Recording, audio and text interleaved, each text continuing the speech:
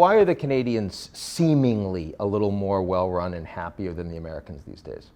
You know, a better question might be, why is the United States punched below its wealth in so many measures of well-being? Given how much capability economically the Americans have, no question. So the United States is an outlier among affluent Western democracies. Canada is not so different from the other Commonwealth countries like Australia, New Zealand, Britain itself, Western and Northern Europe.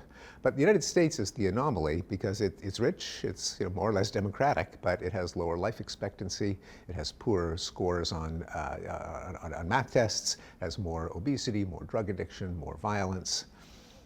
And you'd think we'd be fat and happy, but it turns out we're fat and unhappy. Yes, we are. So why do you think? And less happy, by the way. The United States is less happy than it ought to be, given its affluence and freedom. So what are your views? I mean, you're a cognitive psychologist. Yeah. You live around Americans. What's your view? Why is that? There's probably an optimum amount of government support for social services, for old age, for the poor. The United States probably falls below it.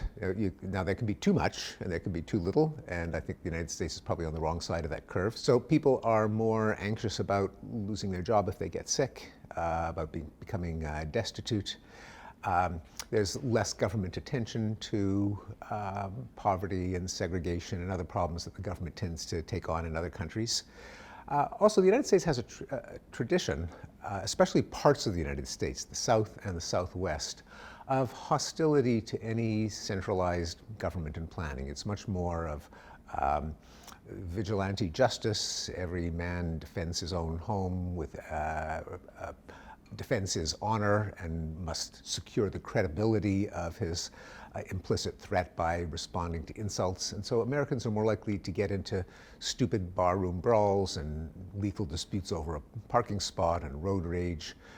Europeans and Canadians are more likely to not have parking spots. Yeah, exactly. Well, yeah. That might help too. No, fair enough. So I think that's a good way of putting it. And there's no question that if you take the objective data of U.S. growth and wealth as well over the last 50 years, I mean, there's been an extraordinary uptick. It hasn't come with a sense of well-being of the average American. Not as much as you'd expect. I mean, the United States is still a pretty happy country compared to the 193 countries in the world, but less happy than it should be given how rich it is.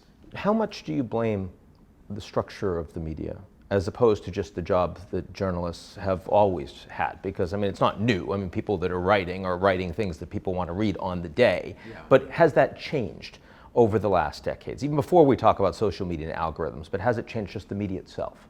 It has, that there have been quantifiable trends for the media to become more negative, more pessimistic, even as the objective indicators of the world have improved, but the news is getting more and more morose. And you can quantify that by just counting the number of negative words and number of positive words.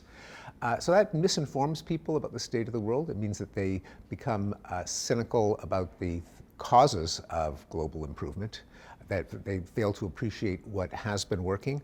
Often they just check out and become either fatalistic, like the world is going to end by 2050, so we should just enjoy ourselves while we can, or radical. The system is so dysfunctional that we should just burn it all down because anything that replaces it is bound to be better than what we have now. By not focusing on the successes, many of which are only visible through data and not through events, since they're often non-events, I think the media can give a misleading portrait of the world.